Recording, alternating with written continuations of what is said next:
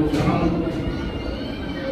जिनको नौकरियों की मार्फत होती है, रिसालत की मार्फत होती है, मेहमान की मार्फत होती है, वो कह देते हैं कि मेरी सच्ची नहीं हुई तो मर्जी खराब हो गई।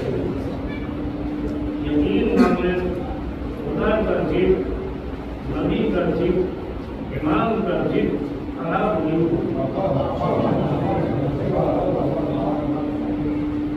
यह और बात है, इंसान अपने इल्म के एतबार से, अपने मुताले के एतबार से उनकी मदद करे जो कायनात का फल करने वाला है, उनकी मदद का कसीदा करे जिनके खुदा ने कायनात कर किया गया है, जिनको खुदा ने मासूम बनाया, इमाम बनाया, रहबर बनाया, आदि बनाया, जन्नत का सीधा रास्ता दिखाया, हमें हमारे घर से जन्नत बताया, उनका जिक्र कभी खराब नहीं हो सकता। सवाब पढ़ते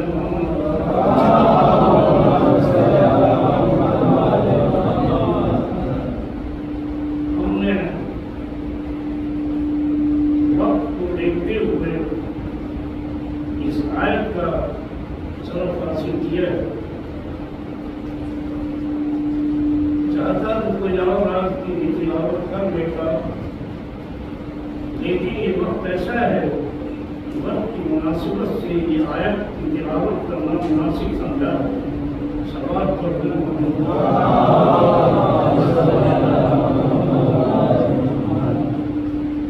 पसंद है असरे खास की, हर इंसान घाटे में है, बच्चे वो मौके में है, जो हक पे है, हमने सारे बयान आते हैं और एक दूसरे से सब की वसीयत करते हैं। इस आयत के एक लफ्ज के तर्जमे में असल का तर्जमा असल किया गया है। अगर हम किसी तर्जमे पर इत्तफाक करें, आप सोचें असल के वक्त को हम नहीं समझ पाएंगे जिससे खुदा पसंद था, इसलिए कि हर रोज असल का वक्त आता है। हफ्ते में 7 दिन, महीने में 30-31 दिन, साल में 365 दिन। कैसे पता चलेगा कि काल के कायनात इस दिन के असल के वक्त की पसंद आ रहा है? और अगर असल के लफ्ज के मानी जमाना दिया जाए तो जमाना ये भी नहीं, एक नहीं है, 3 है। माजी है, हाल है, मुस्तकबिल है। अंग्रेजी वाले जानते हैं प्रेजेंट है, पास्ट है, फ्यूचर है। हिंदी वाले जानते हैं भूतकाल, वर्तमान काल, भविष्य का। सवाल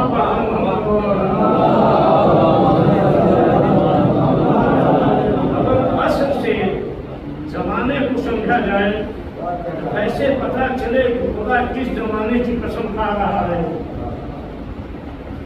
लिहाजा इंसान को ये सोचना चाहिए, गौर करना चाहिए, कोशिश करना चाहिए। सैयदुल उलमा का ये तर्जुमा है, कसम है असरे खास की। लफ्ज़ खास से इंसान सोचेगा, गौर करेगा, फिक्र करेगा, मुतालिया करेगा कि आखिर वो किस दिन में असल का वक्त है जिसकी खाली के कायनात कसम था। सवाल पढ़ते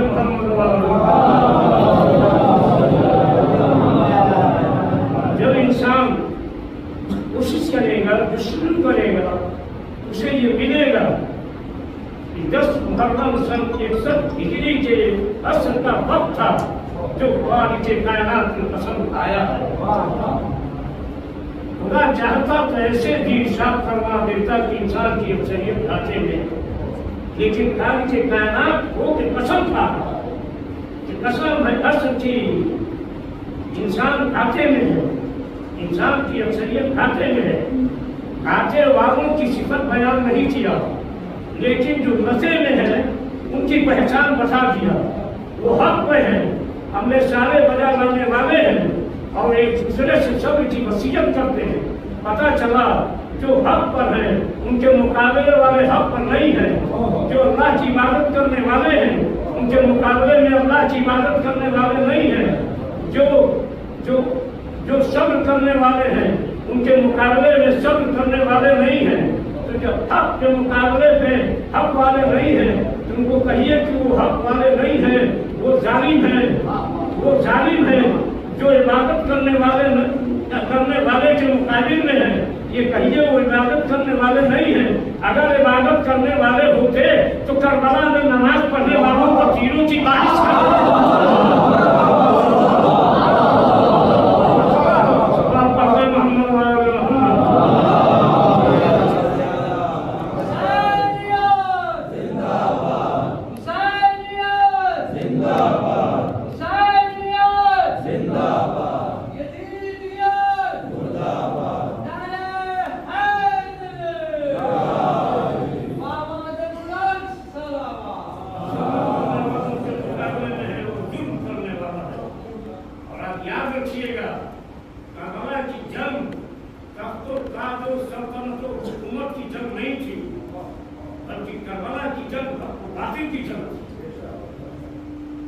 दुनिया का दस्तूर ये है कि जब दो सरबराह आपस में लड़ते हैं तो इधर वाला जो मरता है इधर वाला उसे शहीद करता है, उधर वाले जो मरते हैं उधर वाला शहीद करता है। करबला की वाहिद तारीफ है कि हुसैन की तरफ का पत्थर वाला वो भी शहीद,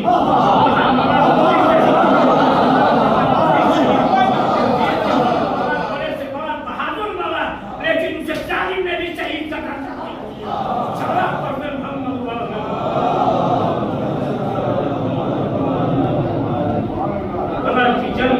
बाकी की जंग,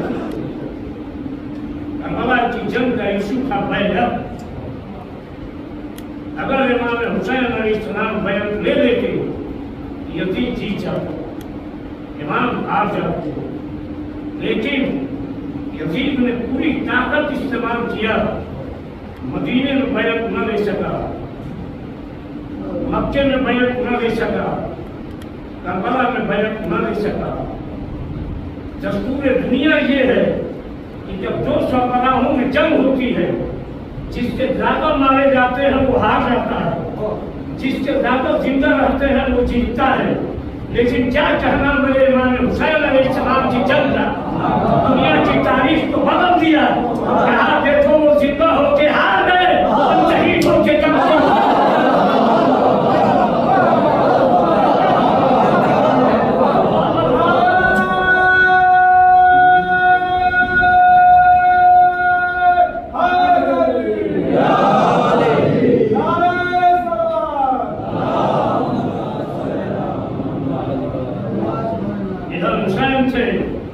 उधर यजीद था, इधर हक था, उधर बातिल था। इधर खुदा को पहचानने वाले थे, उधर वजूद खुदा का इनकार करने वाले थे। इधर कुरान बचाने वाले थे, उधर कुरान जलाने वाले थे। इधर काबे का तवाफ करने वाले थे, उधर काबे के पर्दे रियाज बनाने वाले थे। जब इस तरह से करबला में दो ग्रोहों का बंटवारा हुआ तो दुनिया सोचे, दुनिया समझे, दुनिया जानने की कोशिश करे। ये जंग तख्त और ताज और सल्तनत नहीं थी, बल्कि एक तरफ दीन मिटाने वाला दीन मिटाने पर तुला था, दूसरी तरफ नवाज़ रसूल, राकीब दोष रसूल, जिसे रसूल ने ज़बान चुसाई, जिसे रसूल ने कंधे पर बिठाया, जिसके लिए सत्य को दूर किया, जो वारिस अंबिया है, जो हुसैन सत्य में आ जाए तो सत्ता नबी को दूर करना पड़े। और नबी ने अपनी मर्जी से सत्य को दूर नहीं किया, बल्कि खुदा ने जिब्रील को भेज के नबी के कदमों को पकड़वा दिया। कहा जब तक हुसैन कुछ से न उतरे नबी सर से सत्ता न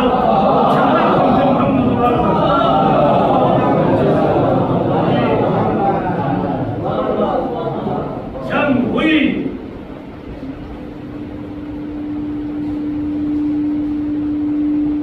जंग का इशू था बैत। आपने देखा होगा जो हार जाता है वो मुंह छुपाए बचता है, जो जीतता है उसका जुलूस निकलता है।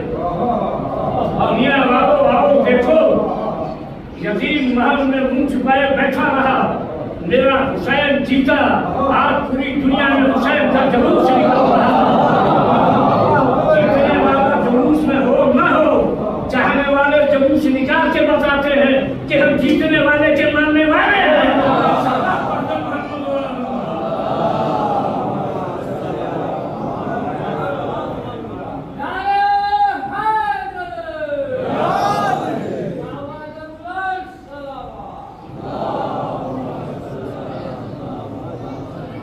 ऐसी जीत हासिल की फिर कभी जालिम की ये हिम्मत न हुई कि किसी बार इसे हुसैन से सवाल बैत करे।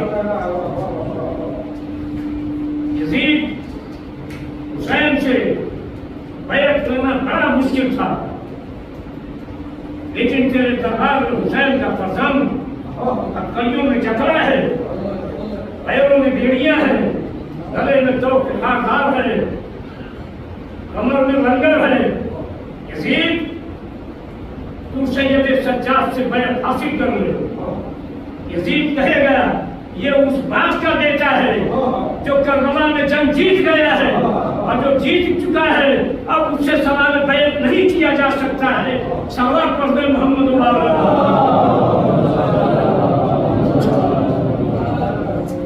सैयद सज्जाद अलैहिस्सलाम की हैबत को अदा फरमाए। यजीद क्यों नहीं सवाल बैत कर सका? जब सैयद सज्जाद अलैहिस्सलाम ने यजीद के दरबार में खुतबा दिया, खुतबे का असर ये हुआ कि जो खुशी का जश्न मनाने आए थे वो हुसैन की शहादत क्यों के आंसू बहा रहे थे। उसने अपने वजीर से पूछा कि सैयद सज्जाद को कैसे रोके?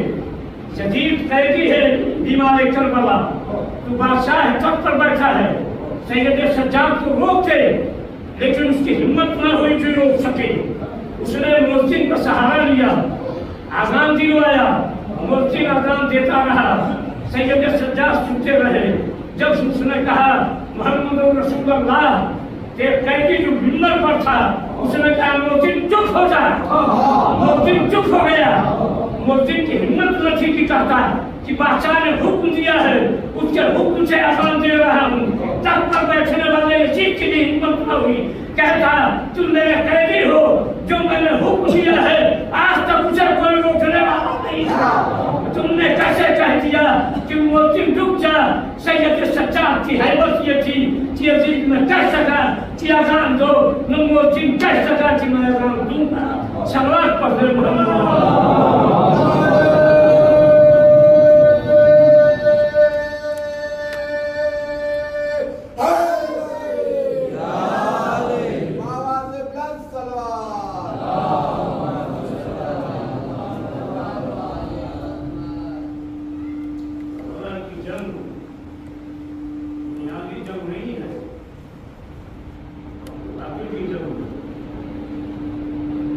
हुसैन अलैहिस्सलाम से जब मदीने में सवाल बैत किया गया, इमाम हुसैन अलैहिस्सलाम ने इनकार किया, और जब घर तशरीफ लाए,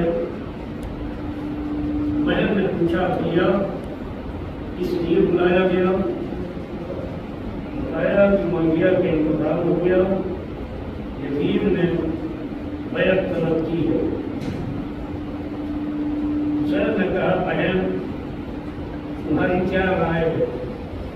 सौदागर जनरल ने कहा भैया आप इमाम वक्त हैं, मैं छोटी हूँ। इमाम ने कहा बहन माँ के बाद मैं तुमसे मशवरा लेता था, बहन मैं तुमसे मशवरा ले रहा हूँ, तुम्हारी क्या राय है? जनाब जनरल ने कहा भैया हुसैन जो नामा आपका है वही नामा मेरा। इस बात के बेटे आप हैं, उस बात की बेटी मैं हूँ। जिस माँ का आपने किया है उस माँ पर जो मैंने भी किया है। भैया बस एक फर्क है, आपके सर पर नाना का मामा है, मेरे सर पर माँ की चादर है। लेकिन भैया जब पूछ रहे हो तो सुनो, बैत नहीं करना है। इमाम हुसैन अलैहिस्सलाम ने फौरन से उनका सौदा किया, कहा बहन मैं भी नहीं कह के आया हूँ, बहन अब हमारी और तुम्हारी नहीं तो दुनिया की कोई ताकत हम नहीं करा सकती, लेकिन बहन इस नहीं का अंजाम बहुत दर्दनाक होगा। बहन वतन छोड़ना होगा। जैनब ने कहा भैया मंजूर है। जैनब ने कहा भैया और बताओ क्या होगा। कहा कि करबला में जंग होगी, करबला की जंग की बात तुम्हें असीर करके कूफे और शाम ले जाया जाएगा। जैनब ने कहा भैया तुम मर्द हो, कहने के बाहर मर्दों की सरदारी करना, मैं औरत हूँ, कहने के अंदर औरतों की सरदारी करूंगा। भैया आप भी कुर्बानी देंगे, मैं भी कुर्बानी दूंगी। आप एक भाई की कुर्बानी देंगे अब्बास जैसे भाई की, मैं दो भाई की कुर्बानी दूंगी, एक अब्बास जैसा भाई, एक आप जैसा भाई। ये भैया आप भी दो बेटे कुर्बान करेंगे, मैं भी दो बेटे कुर्बान करूंगी।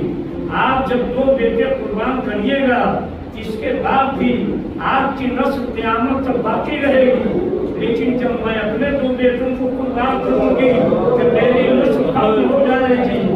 अब मुझे कोई माँ कहने वाला मेरा बेटा न रहेगा। ए भैया अब आप ही का कोई बेटा मुझे माँ कह दे तो कह दे। इमाम हुसैन अलैहिस्सलाम रोए। ये अज़ादारों माहौल मदीने का देखा, इमाम ने हुक्म दिया अब्बास सफर की तैयारी की जाए। सफर की तैयारी हुई, जो तिहार में मसाइल में पढ़ा है इससे पहले मैं भी पढ़ चुका हूँ, लेकिन आज मैं इस रवायत को फिर पढ़ना चाहता हूँ।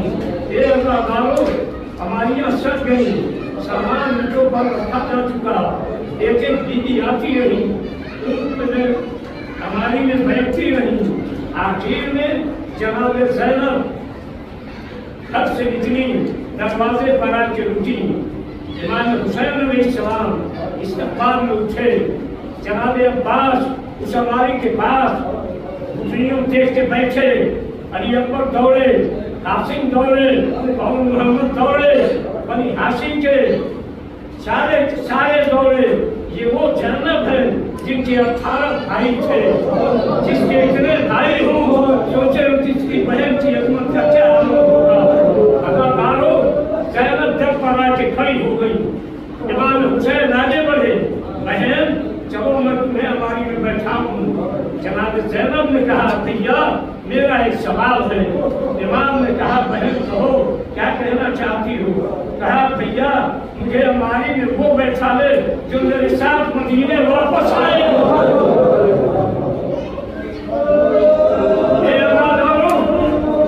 इमाम हुसैन अलैहिस्सलाम सब झुका के रोने लगे।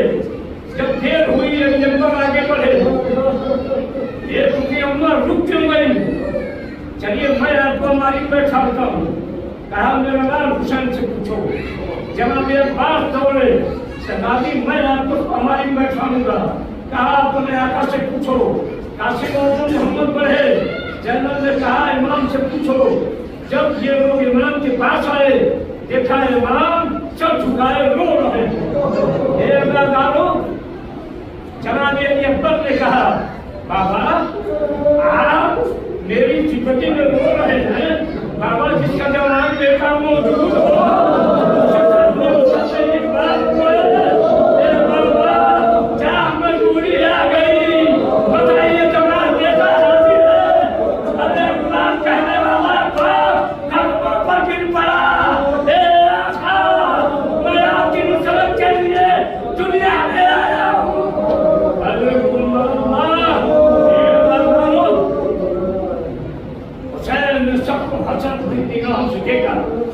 देखने के बाद कहा अब्बास सच्चा को बुलाओ।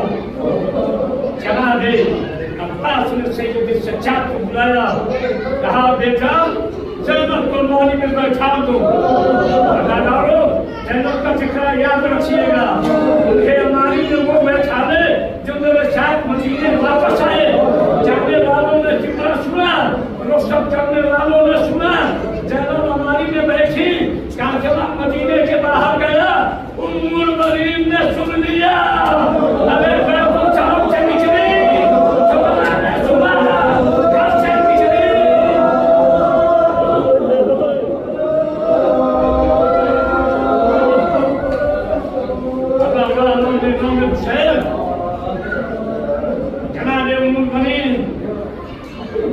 सड़क से निकली, मदीने के बाहर काफिला जा चुका था। मदीने के बाहर आई, काफिले हुसैनी को देखा, आवाज दिया, मेरे आका हुसैन, ठहर जाओ, रुक जाओ। हुसैन ने मुड़ के देखा, हुसैन ने कहा, अब्बास काफिला रोको, मार रही है, अगर मेरी बेटी सोहरा भी आ रही है। काफिला रुका, उम्मुल मोमिनीन इमाम हुसैन अलैहिस्सलाम के करीब पहुंची। इमाम हुसैन अलैहिस्सलाम के हाथों का बोसा लिया, इसके बाद कहा, मेरे शहजादे जरा झुक जा। इमाम झुके, उम्मुल मोमिनीन ने गले का बोसा लेना शुरू किया।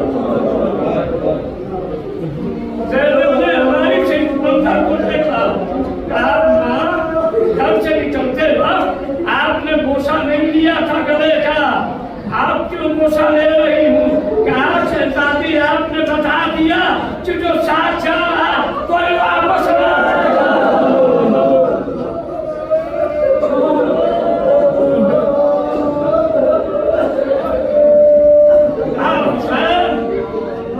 अब्बास को कुछ देर के लिए मुझे देखो। जवाब इमाम हुसैन ने कहा, अब्बास माँ की तमन्ना पूरी करो।